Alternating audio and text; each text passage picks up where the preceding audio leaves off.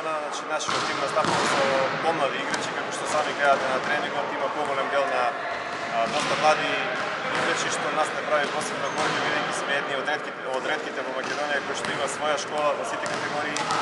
Од тие очекуваме дечиња понатаму да настанат да бидат наши проводници и се надеваме и наши репрезентативци. Што се однесува до оваа сезона, очекуваме пласман во првите 6 екипи, иако ќе биде тоа тешка борба, меѓутоа се надеваме дека ќе се покопат коцките и ќе успееме да победиме некои надпревари, така да еве следниот надпревар кој што го играме со Универзитет Тетово е еден надпревар баш по наша мерка.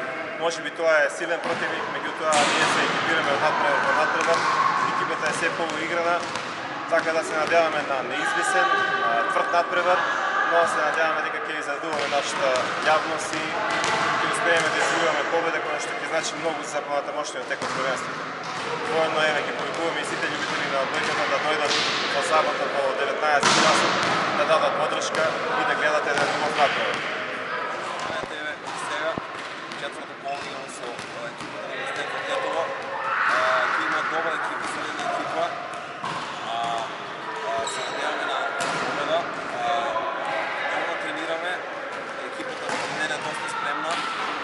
Сега дојде и нашиот тренер Александар Билков, кој што ќе го одигра и тој надпревар.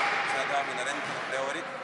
И како што каже Игор, екипата оваа сезона која е многу помладена, се помни што ќе играме и се очекуваме да извојуваме победа.